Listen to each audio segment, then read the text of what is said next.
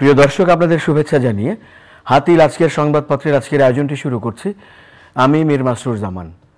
সংবাদপত্রের শিরোনামগুলোকে ঘিরে চলমান পরিস্থিতি নিয়ে আলোচনার নিয়মিত এই আয়োজনে আজ সম্মানিত অতিথি হয়ে আমাদের সঙ্গে রয়েছেন সিনিয়র সাংবাদিক জনাব গোলাম মুর্তজা। আমরা স্বাগত জানাচ্ছি আপনাকে আমাদের মাঝে। তো আমরা সংবাদপত্রের শিরোনামগুলো একটু দেখি, তারপর আলোচনায় যাচ্ছি। দৈনিক ইত্তেফাক, ডক্টর ইউনূসের অন্তর্বর্তী সরকারের শপথ আজ। দুপুরে দেশে ফিরছেন তিনি, রাত ৮টায় বঙ্গভবনে শপথ। আমাদের কোনো ভুলের কারণে এই বিজয় যেন হাতছাড়া হয়ে না যায়।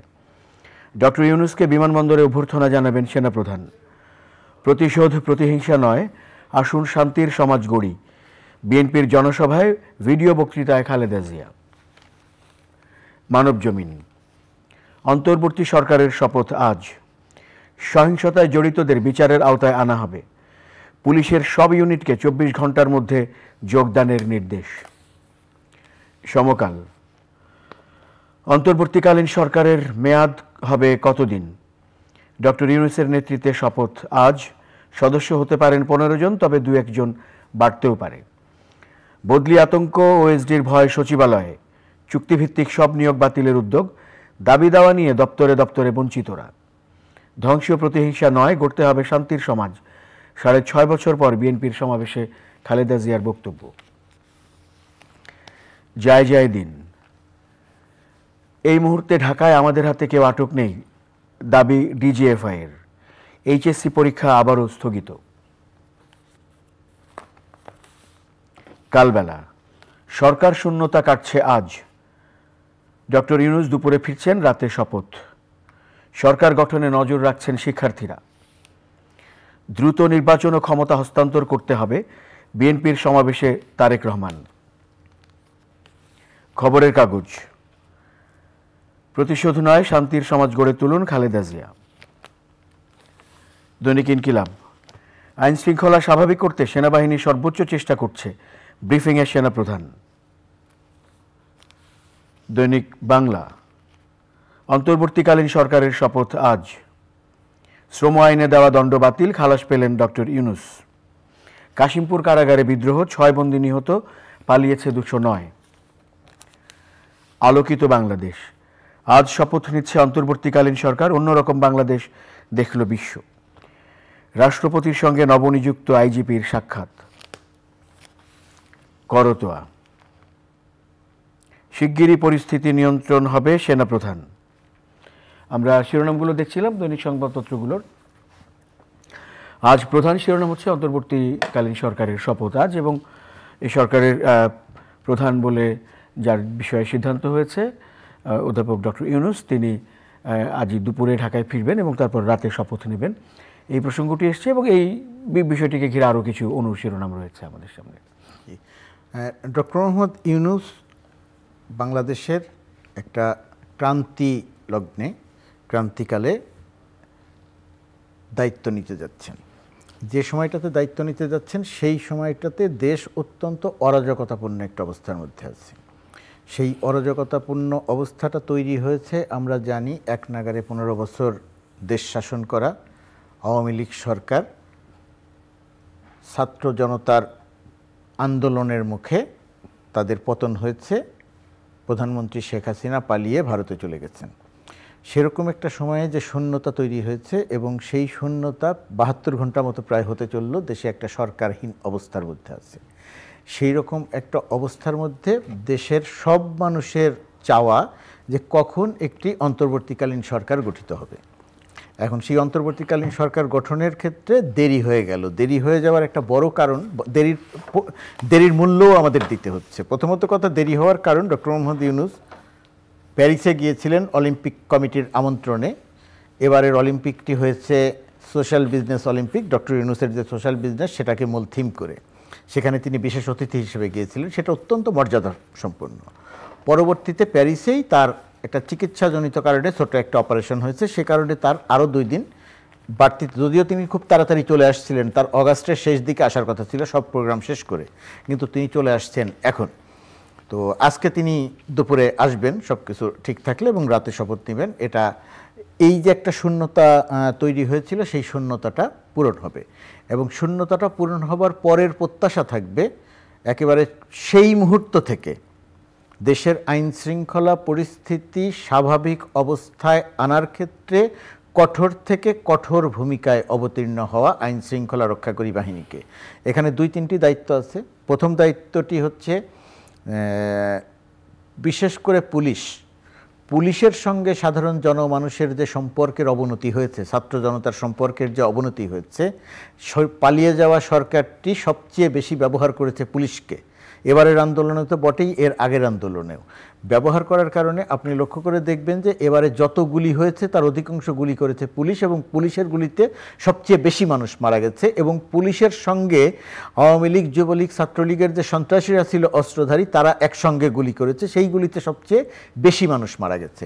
তো সেই কারণে পুলিশের সঙ্গে মানুষের একটা সম্পর্কের অবনতি হয়েছে। থানাগুলো ভাঙচুর হয়েছে, অবশ্যই এগুলো হওয়া উচিত নয়, থানাগুলো ভাঙচুর হয়েছে, ক্ষতিগ্রস্ত হয়েছে, পুলিশের গুলিতে মানুষ মারা গেছে, মানুষ অনেক পুলিশকে পিটিয়ে হত্যা করেছে। অত্যন্ত হৃদয় বিদারক এই বিষয়গুলো। এই জায়গাটিতে কিভাবে একটা শান্তিপূর্ণ অবস্থা ফিরিয়ে আনা যায়, পুলিশের মনোবল আবার সেই জায়গাতে নিয়ে যাওয়া যায় যে মনোবল দিয়ে পুলিশ নিরপেক্ষভাবে তার দায়িত্ব পালন করবে। আমাদের বাংলাদেশের পুলিশ খুবই দক্ষ, তাকে যদি স্বাধীনভাবে নিরপেক্ষভাবে দলমত নির্বিশেষে দেখার দায়িত্ব দিয়ে দায়িত্ব পালন করতে দেওয়া হয়, তাহলে আমি বিশ্বাস করি যে অতি দ্রুত তারা এই আইন শৃঙ্খলা পরিস্থিতিটি ফিরিয়ে আনতে পারবেন। এবং ডক্টর ইউনূসের সরকারের সবচেয়ে বড় দায়িত্ব হবে এটা প্রথমে ফিরিয়ে আনা। আর সেনাপ্রধান যদিও বলেছেন যে সেনাবাহিনী যথাসাধ্য চেষ্টা করছে আইন শৃঙ্খলা পরিস্থিতি ঠিক রাখার জন্যে, এই কোট আনকোট যথাসাধ্য শব্দটা আমার কাছে প্রশ্ন তৈরি করেছে যে সেনাবাহিনী যথাসাধ্য চেষ্টা করবে আর আইন শৃঙ্খলা পরিস্থিতি ঠিক হবে না। এখানে তো তাদের সেনাবাহিনীর বিরুদ্ধে কোনো আন্দোলনকারী নাই। এখন আন্দোলনের মাঠে যারা আছে তারা আন্দোলন করেছে, সফল হয়েছে, তারা বিজয় উৎসব পালন করছে। সেই বিজয় উৎসবের অংশ হিসেবে সরকারের উপরে, একটা স্বৈরাচার সরকারের উপরে মানুষের যে রাগ থাকে, ক্ষোভ থাকে, সেই রাগ ক্ষোভের প্রকাশ হিসেবে বহু ঘটনা ঘটেছে। সেটা 12 ঘন্টা ঘটতে পারে, এটা 12 ঘন্টা করতে পারে, কিন্তু তারপরে গিয়ে সেটাকে নিয়ন্ত্রণে আনতে হয়। কিন্তু আমরা সামরিক বাহিনীকে, সেনাবাহিনীকে সেই রকম তৎপর অবস্থায় দেখিনি। আমি মনে করি এই মুহূর্তে সেনাবাহিনী যদি সেই তৎপর ভূমিকায় অবতীর্ণ হয় তাহলে আইন শৃঙ্খলা পরিস্থিতি কমপক্ষে 80% ঠিক হয়ে যাবে। কিন্তু সেই জায়গাটি এখন পর্যন্ত আমি দেখছি না। তো আগামীকালকে শপথ নেওয়ার পর, আগামীকালকে না আজকে রাতে শপথ নেওয়ার পরে ডক্টর মোহাম্মদ ইউনূস যদি এটা নিয়ে সেনাপ্রধানের সঙ্গে কথা বলেন, 3 বাহিনী প্রধানের সঙ্গে কথা বলেন, পুলিশ প্রধানের সঙ্গে কথা বলেন, র্যাবের সঙ্গে কথা বলেন, গোয়েন্দাদের সঙ্গে কথা বলেন, এবং তারা যদি তাদের দায়িত্ব যথাযথভাবে পালন করেন তাহলে আইন শৃঙ্খলা পরিস্থিতি অত্যন্ত অল্প সময়ের মধ্যে স্বাভাবিক অবস্থাতে ফিরে আসবে। তবে এর জন্যে ডক্টর মোহাম্মদ ইউনূস যে সদস্যদের নিয়ে, যে উপদেষ্টা পরিষদ নিয়ে দায়িত্ব পালন করবেন, তাদের অনেক বড় রকমের দায়িত্ব রয়েছে। এবং এই উপদেষ্টা পরিষদ যেটা হবে, আপনি যেটা পড়লেন যে 15 সদস্য বা 2-1 জন বেশি হতে পারে, সেটা খুব গুরুত্বপূর্ণ। কারণ ডক্টর মোহাম্মদ ইউনূসের এই সরকারটির দিকে সমগ্র বাংলাদেশ তাকিয়ে আছে। ডক্টর মোহাম্মদ ইউনূসের এই সরকারটি যেটি গঠিত হবে, সেই সরকারের সাফল্যের উপরে বাংলাদেশের ভবিষ্যতের অনেকখানি নির্ভর করছে। গত 15 বছরে, তার আগে যে হয়নি তা নয়, গত 15 বছরে বাংলাদেশের প্রায় সব কয়টি ইনস্টিটিউশন একেবারে ধ্বংস করে দেওয়া হয়েছে। আর্থিক খাতে যে পরিমাণ অন্যায়, অনিয়ম, দুর্নীতি, লুটপাট হয়েছে, বাংলাদেশের 53 বছরের ইতিহাসে কখনো এটা হয়নি। আমাদের শিক্ষা খাত ধ্বংসপ্রায়। এইভাবে যদি আমি একটা আইন, আদালত, বিচার বিভাগের কথা যদি বলি, সেখানে ভয়াবহ রকমের অবস্থা। প্রশাসনে ভয়াবহ রকমের দলীয়করণ হয়েছে। এবং আমাদের যতগুলো প্রতিষ্ঠান আছে, প্রায় সব প্রতিষ্ঠানে তো দলীয়করণ তো হয়েছেই, কিন্তু দলীয়করণ হলেও দলীয়করণের মধ্যেও যদি যোগ্য ব্যক্তিদেরকে রাখা হতো, সেই সমস্ত প্রতিষ্ঠানে যদি যোগ্য ব্যক্তিরা থাকতেন তাহলে এত সমস্যা হতো না। কোনো প্রতিষ্ঠানে যোগ্য ব্যক্তিদেরকে রাখা হয়নি। যে সমস্ত ব্যক্তিদের যেখানে থাকার কথা নয়, সেই সমস্ত ব্যক্তিদেরকে সেইখানে রাখা হয়েছে। ভিত্ত কোটায় আমাদের এখানে অনেক পদবি দেওয়া হয়েছে, তোষামোদী কোটায় আমাদের এখানে মন্ত্রী হয়েছে, বন্ধ কোটায় আমাদের এখানে প্রতিমন্ত্রী হয়েছে। সুতরাং এই যে জিনিসগুলো হয়েছে, এই জিনিসগুলোর কারণে আমাদের এখানে সব কিছু এক ধরনের ভেঙে পড়েছে। সেই ভেঙে পড়া জায়গাটা থেকে ডক্টর মোহাম্মদ ইউনূসের যে সরকার, সেই সরকারের চ্যালেঞ্জ, বহুবিধ চ্যালেঞ্জ। এই সরকারের উপরে এত প্রত্যাশা থাকবে মানুষের যে ম্যাজিক্যাল অনেক চেঞ্জ দেখতে চাইবে, তো ম্যাজিক্যাল চেঞ্জ তো সম্ভব নয়। ডক্টর মোহাম্মদ ইউনূসের ব্যক্তিত্ব নিয়ে, তার সততা নিয়ে, তার আন্তর্জাতিক গ্রহণযোগ্যতা নিয়ে, জাতীয় গ্রহণযোগ্যতা নিয়ে কোনো প্রশ্ন নেই। কিন্তু ম্যাজিক তো তিনি দেখাতে পারবেন না। সে আর যতখানি দেখানো দরকার ততখানি দেখাতে হবে তার উপদেষ্টাদের নিয়ে। সেই উপদেষ্টা পরিষদটি কেমন হবে আমরা এখনো জানি না। উপদেষ্টা পরিষদে আমরা যাদের নাম দেখছি এখন পর্যন্ত, যে নামগুলো ঘোরাফেরা করছে, সেগুলো কতটা কে থাকবেন আমরা সেটা জানি না। কিন্তু আমি একটা জিনিস বিশ্বাস করি যে এই যে আন্দোলন, এই আন্দোলনটি সফল করেছে অধিকতর তরুণরা। আমরা কিন্তু তাদেরকে সাধারণত খুব বেশি গুরুত্বের মধ্যে আনতে চাই না, কিন্তু তার অত্যন্ত দক্ষতার সঙ্গে, ম্যাচুরিটির সঙ্গে এই আন্দোলনটি সক্ষম করেছে, একটা দানবীয় সরকারের পতন ঘটিয়েছে। তো যারা দানবীয় সরকারের পতন ঘটালো এবং এখন পর্যন্ত নিজেদের জীবনকে তুচ্ছ করে আন্দোলন সংগ্রাম করলো, সুতরাং এই বয়সী বা তার চেয়ে একটু কম, একটু বেশি, কম নয়, যার একটু বেশি বয়সী যে তরুণ সম্প্রদায়, তাদের উপস্থিতিটা উপদেষ্টা পরিষদে কীরকম হবে, আদৌ থাকবে কিনা, কতজন থাকবে। বয়স যেন এখানে মূল বিবেচনার বিষয় না হয়, এখানে যেন যোগ্যতা, দক্ষতা এবং সততাটা মূল বিবেচনার বিষয় হয়। আমাদের ভুলে গেলে চলবে না যে এই তরুণরা আন্দোলন করে সফল হয়েছে। ধরেন 1971 সালের কথা যদি বলেন, আমাদের সেক্টর কমান্ডার হিসেবে যারা দায়িত্ব পালন করেছেন তারা সবাই কিন্তু তরুণ ছিলেন, তখন মাত্র মেজর, ক্যাপ্টেনের পরে তারা মাত্র মেজর হয়েছেন, সবে মাত্র কর্মজীবন শুরু করেছেন, তারাই তো একটা যুদ্ধের নেতৃত্ব দিয়েছেন। সুতরাং আমাদের এখানে বয়স্ক অভিজ্ঞ যারা আছেন তারা অবশ্যই ভালো, তাদের উপর অবশ্যই নির্ভর করা যায়। ডক্টর মোহাম্মদ ইউনূস তো বিশ্ব ব্যক্তিত্ব, তার যোগ্যতা দক্ষতা নিয়ে কোনো প্রশ্ন নাই। কিন্তু শুধুমাত্র বয়স্করা আমাদের এখানে যারা আছেন, আমরা যাদেরকে চিনি, যাদের নাম দেখছি, তাদের কাজকর্ম কিন্তু অধিকাংশের আমাদের দেখা। তারা কতটুকু করতে পারবেন, যে নতুন বাংলাদেশের কথা বলা হচ্ছে, তারা এই নতুন বাংলাদেশ তৈরি করার ক্ষেত্রে কী ভূমিকা রাখতে পারবেন সেটা নিয়ে যেরকম আমাদের কথা আছে, তার চেয়েও বড় ব্যাপার হচ্ছে নতুন বাংলাদেশ যদি গড়তে হয়, নতুন বাংলাদেশ যদি বিনির্মাণ করতে হয়, তাহলে নেতৃত্ব পর্যায়েও নতুনদের সক্রিয় উপস্থিতি লাগবে। এই বিষয়গুলো বিবেচনা করতে হবে।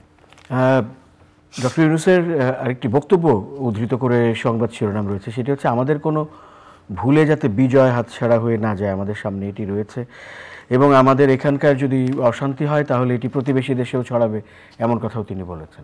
প্রতিবেশী দেশে ছড়াবে ওই কথাটা ঠিক তিনি কি বোঝাতে গিয়ে বলেছেন আগে পরে কথা আছে, ওইটা নিয়ে আমার বক্তব্য আছে। বাংলাদেশে অশান্তি হলে প্রতিবেশী দেশে ছড়াবে, এটা একই সঙ্গে যেরকম একটু সত্যি আবার এটা সত্যি নয়। একই ছড়াবে হচ্ছে আমাদের এখানে যে সংখ্যালঘু সম্প্রদায় আছে তাদের উপর যদি আক্রমণটা অব্যাহত থাকে, সেক্ষেত্রে একটা ছড়ানোর ব্যাপার থাকে। আমি মনে করি আইনশৃঙ্খলা রক্ষাকারী বাহিনী আজকে শপথ নেওয়ার পরে যদি সুনির্দিষ্ট করে দায়িত্ব দেওয়া হয় এবং সেটার যদি জবাবদিহিতা থাকে, দায়িত্ব পালন না করলে যদি কঠোর ব্যবস্থা নেওয়া হয়, তাহলে এটা তাৎক্ষণিকভাবে চলে আসবে, এটা দেশের বাইরে পর্যন্ত যাওয়ার কোনো সম্ভাবনা নেই। আর এই যে বিজয় হাতছাড়া হবার যে কথাটি আপনি বলে, এটা খুব গুরুত্বপূর্ণ, তাৎপর্যপূর্ণ। 1971 সালে আমরা মাত্র 9 মাসে 30 লক্ষ শহীদের রক্তের বিনিময়ে দেশ স্বাধীন করেছিলাম, কিন্তু যে বাংলাদেশের স্বপ্ন দেখা হয়েছিল সেই বিজয়টি আমরা কাজে লাগাতে পারিনি। 1971 সালে আমরা একবার বিজয়টি আমাদের হাতছাড়া হয়েছে। 1990 সালে বাংলাদেশ আরেকবার সুযোগ পেয়েছিল গণতন্ত্র বিনির্মাণের, সেটাকেও আমরা ধরে রাখতে পারিনি। অল্প সময়ের পরে এসে 3টি নির্বাচন ঠিকমতো হওয়ার পরে এসে সেটাও আমরা আবার হারিয়েছি। 2024 সালে আবার একটা সুযোগ এসেছে, ছাত্র জনতা আন্দোলন করে স্বৈরাচারের পতন ঘটিয়ে, ভোটারবিহীন রাতে নির্বাচনের সরকারের পতন ঘটিয়ে, দুর্নীতি অনিয়মে জর্জরিত একটা সরকারের পতন ঘটিয়ে আবার একটা কি বলবো বাংলাদেশ বিনির্মাণের একটা সুযোগ তৈরি করে দিয়েছেন। তরুণরা যে সুযোগ তৈরি করে দিয়েছে, অভিজ্ঞরা যদি সেই সুযোগটি কাজে লাগাতে না পেরে আরেকবার ব্যর্থতার দিকে যান, আমি বিশ্বাস করি ব্যর্থ হবেন না, তারপরেও যদি যান, সেটা বাংলাদেশের জন্য অত্যন্ত বিপর্যয়কর হবে। 53 বছরের বাংলাদেশে যদি 3বার সুযোগ আমরা পাই, সেই 3বারই যদি মিস করার মতো, ফেল করার মতো জায়গাতে যাই, তাহলে দুর্ভাগ্যের আর কোনো শেষ থাকবে না। এই কারণেই আমি বিশ্বাস করি যে 2024 সালে ডক্টর মোহাম্মদ ইউনূস তিনি যখন যেখানে যা করেছেন সফল হয়েছেন, সারা পৃথিবীকে তিনি তার কথা বলে উদ্দীপ্ত করেন। তার কথা শুনে ড্যানোনের এমডি যেমন উদ্বুদ্ধ হন, বিল ক্লিন্টন যেমন উদ্বুদ্ধ হন, নেলসন ম্যান্ডেলার জন্মদিনে তিনি যখন ভাষণ দিতে যান, নেলসন ম্যান্ডেলা যখন তার বক্তৃতা শুনে মুগ্ধ হন, সেই রকম একজন মানুষ বাংলাদেশে নেতৃত্ব দেবেন, বাংলাদেশ গঠনে নেতৃত্ব দেবেন, বাংলাদেশের ভাগ্য পরিবর্তনে নেতৃত্ব দেবেন, নতুন বাংলাদেশ গঠনে নেতৃত্ব দেবেন, এটা আমি মনে করি বাংলাদেশের মানুষের জন্য একটা সৌভাগ্যের ব্যাপার। তাকে আমরা ইতিপূর্বে সেইভাবে পাইনি। আমরা তাকে অপমান অসম্মান করেছি, আমরা তাকে অসত্য বানানো সাজানো মামলায় তাকে আমরা প্রায় 190টির মতো মামলায় আসামি করেছি। একটি মামলায় আমরা তাকে দণ্ড দিয়েছি, আবার সেই মামলাটিতে আজকে আবার তাকে খালাসও দেয়া হয়েছে। অর্থাৎ অপমান তাকে আমরা সুৎখর বলেছি। সারা পৃথিবী যাকে সম্মান করেছে, সারা পৃথিবী সম্মান করে যাকে নোবেল পুরস্কার দিয়েছে, যার থিম নিয়ে অলিম্পিকের মতো পৃথিবীর সবচেয়ে বড় ক্রীড়া অনুষ্ঠান হয়, আর তাকে আমরা যোগ্য সম্মান দেইনি। সেই ক্ষেত্রে এই তরুণরা যে বিজয় অর্জন করলেন আন্দোলন করে, সেই তরুণরা ডক্টর মোহাম্মদ ইউনূসকে যে সম্মান দিলেন, শ্রদ্ধা জানালেন, নিশ্চয়ই ডক্টর মোহাম্মদ ইউনূস তার একেবারে সর্বোচ্চটা দিয়ে এই প্রতিদান, এই তরুণদের যে সম্মান দেখালেন, তার মূল্য দেওয়ার তিনি চেষ্টা করবেন। এবং এই জায়গাটিতে আবারও বলি, নির্ভর করছে তার সঙ্গে উপদেষ্টা হিসেবে কারা থাকবেন। ওই বাছাই প্রক্রিয়াটা যদি সঠিক থাকে, অবশ্যই ডক্টর মোহাম্মদ ইউনূসের নেতৃত্বে বাংলাদেশ এই জায়গাটিতে সফল হবে। আরেকটি শিরোনামে যাই আমরা। প্রতিশোধ প্রতিহিংসা নয়, আসুন শান্তির সমাজ গড়ি। বিএনপির জনসভায় ভিডিও বক্তৃতায় খালেদা জিয়া। বিএনপির জনসভায় আজকে বেগম খালেদা জিয়ার যে বক্তব্য শুনেছি, তিনি যে বক্তব্য দিয়েছেন আমার কাছে মনে হয়েছে অত্যন্ত আশাবাঞ্জক একটা বক্তব্য। তারেক রহমান যে বক্তব্য দিয়েছেন সেটাও আমার কাছে তেমনই মনে হয়েছে, যে প্রতিশোধ পরায়ণ মানসিকতা বাদ দিয়ে আমাদেরকে সবাই মিলে এই বাংলাদেশটাকে গঠন করতে হবে। এবং এখানে তিনি ধর্ম বর্ণ নির্বিশেষে সবাইকে ঐক্যবদ্ধ হয়ে দায়িত্ব পালন করতে বলেছেন। এবং এও বলেছেন যে বিএনপির নামে যদি কেউ অরাজকতা করে তাহলে তাদেরকেও পুলিশে দেওয়ার ক্ষেত্রে। তো এই যে প্রতিশোধ পরায়ণ মানসিকতা রাখা যাবে না, সেই রকম একটা অবস্থায় বিএনপির যে অবস্থান, এটা যদি বিএনপি অব্যাহত রাখে তাহলে বাংলাদেশের সামনে এগিয়ে যাওয়াটা সহজ হবে। ভুলে গেলে চলবে না, বাংলাদেশের দুটি বড় রাজনৈতিক দল, একটি আওয়ামী লীগ, একটি বিএনপি। সেই দুটি বড় রাজনৈতিক দলের আওয়ামী লীগ সম্প্রতি তার পতন হয়েছে। এখন মনে হচ্ছে যে এই দলটি সম্ভবত একেবারে ম্রিয়মাণ হয়ে গেছে। আমি বিশ্বাস করি যে আওয়ামী লীগ আবার অল্প সময়ের মধ্যে আস্তে আস্তে নিজেকে গুছিয়ে উঠবে, আওয়ামী লীগ হারিয়ে যাবে না। একই রকমভাবে বিএনপির কথা যেটা বলা হচ্ছিল যে বিএনপি হারিয়ে গেল, আওয়ামী লীগ তো গত 15 বছর ধরে শুধু এই গানই গেয়েছে যে বিএনপি হারিয়ে গেল, বিএনপি হারিয়ে গেল। বিএনপি হারিয়ে যায়নি, বিএনপি আবার ফিরে এসেছে। এবং ডক্টর মোহাম্মদ ইউনূসের যে সরকার হবে, তার মেয়াদ যদি একটু লম্বা সময়ের হয়, এই সময়কালে এই বিএনপি এবং আওয়ামী লীগ যদি তাকে সহায়তা করে, বিএনপি যদি তারকে সহায়তা না করে তাহলে তার সরকারের জন্য বিপদ হবে, আর সহায়তা করলে সেটা খুবই মঙ্গলজনক হবে। একই রকমভাবে আওয়ামী লীগের যেই যে পতন, ভুল থেকে যে পতন, এই পতন থেকে শিক্ষা নিয়ে তারা যদি এই সরকারকে সহায়তা করার মানসিকতা দেখে, প্রতিশোধ প্রতিহিংসার জায়গাতে না যায়, তাহলেও ডক্টর মোহাম্মদ ইউনূসের জন্য কাজ করা সফল হওয়া সহজ হবে। আর প্রতিহিংসার জায়গাতে আমি আরেকটি কথা বলি যদি সময় থাকে, সেটি হচ্ছে এই মুহূর্তে অনেক কিছু বাংলাদেশে আক্রান্ত, অনেক কিছু আক্রান্ত, সেগুলো নিয়ে কথা হয়েছে। আমি কথা বলি যে বেশ কিছু গণমাধ্যম আক্রান্ত। ধরুন প্রধানমন্ত্রীর প্রেস সেক্রেটারি ছিলেন নাইমুল ইসলাম খান, তার যে পত্রিকা, সেই পত্রিকা আক্রান্ত হয়েছে, ভেঙে চুরে চুরমার করে দেওয়া হয়েছে। 71 টেলিভিশন সহ 7-8টি 5টি-6টি টেলিভিশন আক্রান্ত হয়েছে, ভাঙচুর করা হয়েছে। আমি খুব বিনয়ের সঙ্গে বলতে চাই যে এই টেলিভিশনগুলো যারা পরিচালনা করেছেন তারা হয়তো পেশাদারিত্বের পরিচয় দিতে পারেননি, তারা হয়তো রাজনৈতিক পক্ষপাতদুষ্ট আচরণ করেছেন। সেই কারণে অনেকের তাদের প্রতি রাগ আছে, ক্ষোভ আছে। আমি খুব বিনয়ের সাথে বলি, রাগ ক্ষোভ থাকাটা অস্বাভাবিক নয়, কিন্তু ভাঙচুর করে এই সমস্ত প্রতিষ্ঠান বন্ধের পর্যায়ে নিয়ে যাওয়াটা অত্যন্ত ক্ষতিকর। কারণ এক একটি প্রতিষ্ঠানে কয়েকশো সংবাদকর্মী চাকরি করেন, কয়েকশো সংবাদকর্মীর জীবন জীবিকা সেখানে সম্পৃক্ত। তো সেই কারণে এগুলো ভাঙচুর না করে তারা যেন প্রফেশনালি পরিচালনা করেন, তারা যেন এই পত্রিকাটি একপাক্ষিকভাবে পরিচালনা না করেন, তারা যেন একটা টেলিভিশন পেশাদারিত্বের পরিচয় না দিয়ে দলীয় মুখপত্র হয়ে পরিচালনা না করেন, সেই জায়গাটিতে চাপ তৈরির একটা সুযোগ আছে, সেই জায়গাটিতে ভূমিকা রাখার একটা সুযোগ আছে। কিন্তু এইভাবে ভাঙচুর করে এই সমস্ত প্রতিষ্ঠান বন্ধ করে দেয়া বা ভাঙচুর করে রাগ মেটানো, এটা কোনোভাবেই মানে কি বলবো যে ভালো কোনো লক্ষণ নাই। আমার অনুরোধ থাকবে যে এই সমস্ত প্রতিষ্ঠানের প্রতি এত রাগ রাখবেন না, তাদের প্রতি ক্ষোভ ছিল সেই ক্ষোভটা রাখেন, আর এখন তাদেরকে সুযোগ দেন, তারা পরিচালনা করুক। আপনারা দেখেন, পর্যবেক্ষণ করেন যে তাদের কোনো আগের যে ভুল, সেই ভুল থেকে তারা শিক্ষা নেয় কিনা দেখার চেষ্টা করেন। সংবাদকর্মীদের বিষয়টা বোঝার চেষ্টা করেন যে এমনিতেই বাংলাদেশের সংবাদকর্মীদের অবস্থা খারাপ, সেখানে যদি এক একটি টেলিভিশন বন্ধ হয়ে যায়, তারা যদি পরিচালনা না করতে পারে, তাহলে সেখানে কয়েকশো মানুষ, এক একটিতে কয়েকশো করে মানুষ বেকার হবে। সুতরাং এই বেকারত্ব বাড়িয়ে সংবাদকর্মীদের জন্য দুর্ভোগ তৈরি করে যে দলই হোক আমরা এখানে কোনো কিছু অর্জন করতে পারবো না, এটা এক ধরনের ক্ষতি হবে। সেই কারণেই আমি এই টেলিভিশনগুলো, পত্রিকাগুলো ভাঙচুর করার বিরোধী। কোনো ব্যক্তির উপরে রাগ থাকতে পারে, কোনো প্রতিষ্ঠানের উপরে রাগ থাকতে পারে, সেটাকে আমি অস্বীকার করি না। হয়তো সেই প্রতিষ্ঠানগুলোর কৃতকর্মের কারণেই রাগ, কিন্তু রাগ আছে বলে সেটাকে আমি ভাঙচুর করে বন্ধ করে দেব। আমাদের এই জায়গা থেকে এই জায়গার ঊর্ধ্বে উঠতে হবে। যে বেগম খালেদা জিয়া যে কথা বলেছেন যে প্রতিশোধ পরায়ণ মানসিকতার বাইরে এসে আমাদের দাঁড়াতে হবে। একটা দেশের বয়স যখন 53 বছর হয়, সেটা কিন্তু খুব কম বয়স নয়।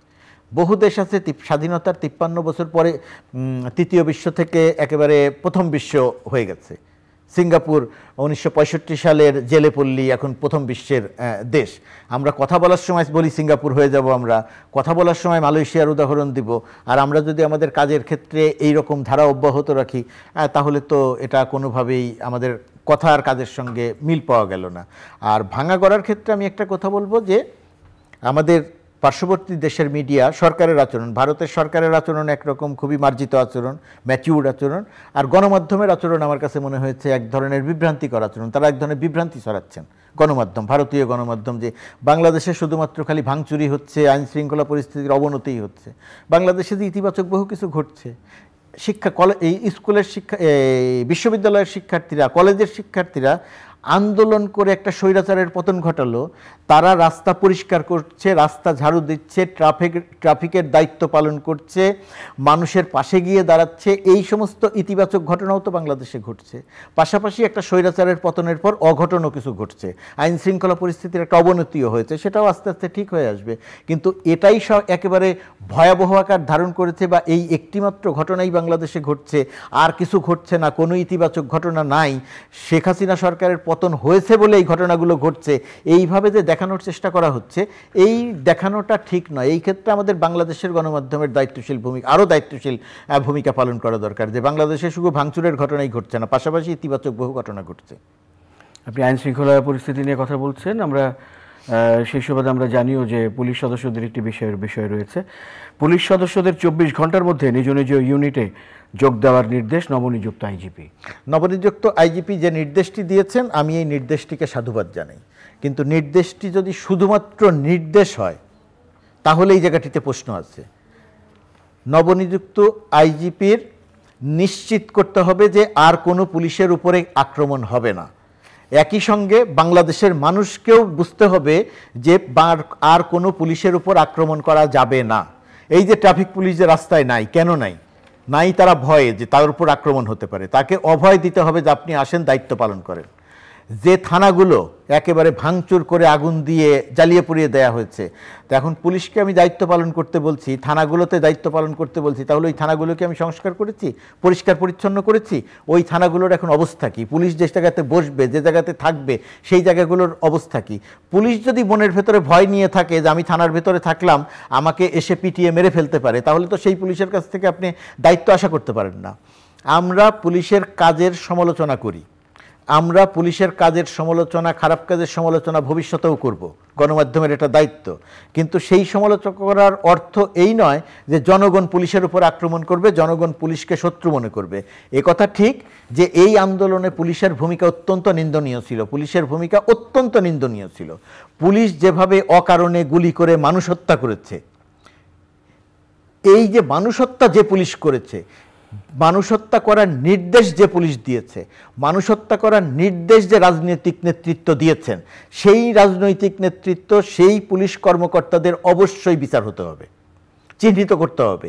কিন্তু আপনি থানায় সাধারণ পুলিশ বসা থাকবে, সেই সাধারণ পুলিশকে আপনি আক্রমণ করবেন, ট্রাফিক পুলিশকে আক্রমণ করবেন, একজন কনস্টেবলকে ধরে নিয়ে গিয়ে আক্রমণ করবেন, এটা কোনোভাবেই মেনে নেওয়া যায় না, একটা রাষ্ট্র কোনোভাবেই মানতে পারে না। এই জায়গাটিতে আমাদেরকে কঠোর হতে হবে এবং এই জায়গাটিতে আইন শৃঙ্খলা পরিস্থিতি স্বাভাবিক করে আনার ক্ষেত্রে সেনাবাহিনী, র্যাব, বিজিবি, পুলিশ, আনসার সবার ভূমিকা রাখতে হবে। একটা রাষ্ট্রের এই সব কয়টি উইংকে একসঙ্গে কাজে লাগাতে হবে এবং সেই কাজটি আমি বিশ্বাস করি, যেহেতু গত 3 দিন হয়নি, আজকেও হবে সারাদিনে আমি মনে করছি না, রাতে যেহেতু সরকারের শপথ এবং ডক্টর মোহাম্মদ ইউনূস যেহেতু বুঝবেন, জানবেন এবং তার সঙ্গে যে উপদেষ্টারা থাকবেন তারাই বাংলাদেশ দেখছেন, কয়েকদিন ধরে দেখলেন, তারা দায়িত্ব নেয়ার একেবারে মুহূর্ত থেকে কাজে তৎপর হবেন এবং এমন নির্দেশ দিবেন যে নির্দেশ বাস্তবায়ন অবশ্যই বাস্তবায়ন হবে। নির্দেশ যেন অমন না হয় যে আমরা চেষ্টা করছি, কোট আনকোট চেষ্টা করছি। চেষ্টা করা বলে কথা নাই, আপনাকে কাজটা করতে হবে। মানুষের বাড়ি পোড়ানো যাবে না, কোনো মন্দির পোড়ানো যাবে না, একজন হিন্দুর বাড়িতে আক্রমণ হবে না। আক্রমণ যদি হয়, যে আক্রমণ করবে তার বিরুদ্ধে ব্যবস্থা নিতে হবে।